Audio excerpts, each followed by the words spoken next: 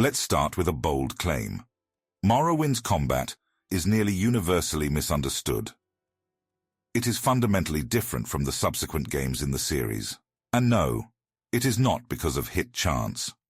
To explain what I mean, let's examine the tutorial section of the game. It appears to be very short. You learn the controls to move, pick a class, equip and swing a weapon, pick a lock, pick up a magical item, and use the topic system for dialogue. Someone who is used to playing action games might at this point think to themselves, "Okay, I have learned to play the game. Now let's go and kill something." This is where the misunderstanding begins. The tutorial is not over, only the mandatory section that teaches the controls of the game. And learning the controls is merely the first step in understanding how to truly play the game. In the previous essay, I tried to demonstrate that Morrowind's primary focus is to create the feeling of a living world. This commitment is also evident here, as the designers chose to integrate the tutorial into the world organically, instead of having a long, unskippable introduction. Just before the player is set free to step out into the world, the dialogue system is introduced with the expectation that new players will use it meticulously in Seda Neen. Players are expected to take the suggestion from the last message box and visit Aril's trade house. They are also expected to buy a weapon that suits their character. Aril suggests as much if one engages with his topic system. And if players explore the little advice topic with other NPCs, they will learn a lot about how the game should be played. This is the full tutorial, seamlessly integrated into the world. Let's talk about hit chance. The unfortunately common experience for new players of Morrowind is to pick up the dagger and start fighting some wildlife. Since the character is not skilled with a short blade, this results in the dull experience of swinging and missing over and over. There are two proposed solutions that are rather popular. One is to remove the hit chance altogether and make the swing connect if the player aimed correctly, but with reduced damage if the skill is low. The other is to animate the misses to make it more obvious that the character is not landing hits. Both of these solutions misunderstand what actually makes Morrowind's combat system compelling. This nearly universal misconception is the idea that the outcome of a battle should be decided in the few moments of combat action that take place. This goes against everything the people of Vardenfell teach the player. If you find yourself consistently swinging and missing, there is a simple, bitter truth. You are not prepared. Morrowind's combat action does not need to be more exciting because the outcome is decided by the preparation that you have done before any action takes place. And that is where the savory meat and potatoes are to be found. The NPCs provide all sorts of hints to help the player adequately prepare. Locations of trainers, specific scrolls and potions to carry, drinks to consume to increase attack prowess. The extensive and overlapping magic mechanics, the rich armor and equipment system, the plethora of scrolls and potions, all allow the player to prepare for combat in a way that is unique to their character.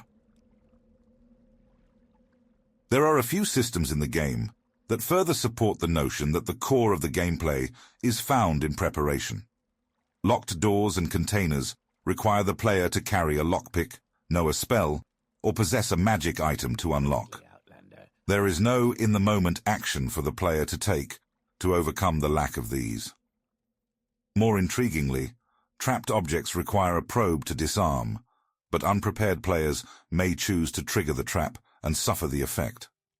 The cunning players can trigger the trap through telekinesis, allowing them to keep a safe distance from the effects of the trap. When coming into contact with diseased creatures, characters may become infected. Since disease usually hinders your character's ability to fight effectively, it is a good idea to cure it as soon as possible. Hence, the advice from NPCs to always carry a cure disease potion when venturing out. But curing the disease after catching it is not the only option. The game also includes a resist disease effect, allowing the player to prepare ahead of time and avoid becoming infected in the first place.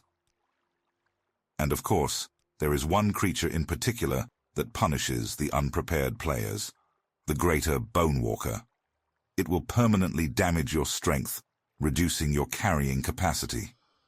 Without a restore strength or a teleport effect, you are forced to endure the shame of stripping off your gear and limping back to the nearest settlement. The indignity of it all, truly. There is even a small but memorable encounter in the early stages of the game that pokes fun at a character who failed to properly prepare. Can you guess who it is? As you wander the Bitter Coast region outside of Seyda, you might hear a strange scream. Looking up, you'll see an elf in the sky, making a rapid approach toward the ground. Tahil had ingeniously devised scrolls that allowed him to jump a great distance, but he failed to prepare for the landing. But perhaps the most compelling evidence indicating that the designers want the player to focus on preparation is the health, magicka, and equipment systems. Health and magicka do not regenerate automatically, forcing the player to rest or carry restorative items. Weapons and armor require regular maintenance, with their effectiveness noticeably reduced in degraded state. Furthermore, since resting in the wilderness is dangerous, with sleep potentially being interrupted by wild creatures, the player is encouraged to make comprehensive plans for their journey. So, why is the combat system so misunderstood? I think the fault is ultimately with us, the players. We tend to approach games from the perspective that action is where excitement and satisfaction are to be found. That preparation is somehow inherently dull and boring. What's ironic is that in games with detailed character creation mechanics, many players will spend hours creating the perfect character, and then never play as that character.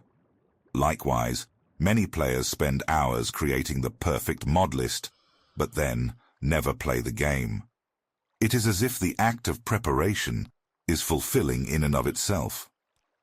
But perhaps I am overthinking it, and that is precisely what most of us do not want to do when playing a game. We would like to relax at the end of a long day and not think too hard. And there is nothing wrong with that. But Morrowind's design does not appear to be very accommodating to this kind of approach. At the beginning of this essay, I made the bold claim that the combat system is nearly universally misunderstood. It is not just new players who fail to play the game correctly, if you will.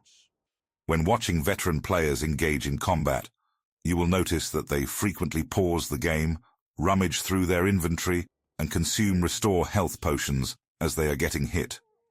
This is a symptom of having failed to adequately prepare and goes against the spirit of the combat system. I think it would be better if drinking a potion required an animation to complete, just like casting a spell. Potions are meant to be used before and after combat, not in the heat of battle. But Morrowind does have a unique mechanic that it encourages you to take advantage of when you find yourself overwhelmed by an opponent. Teleportation.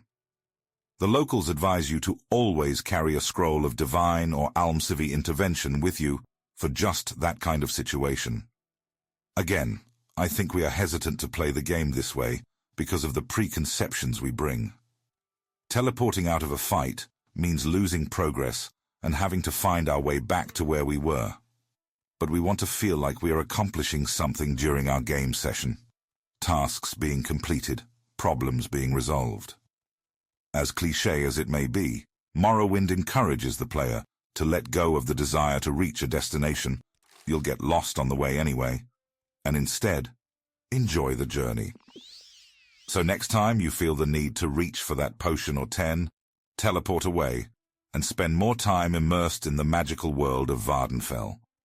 Cold, wet, no sun, ugly women.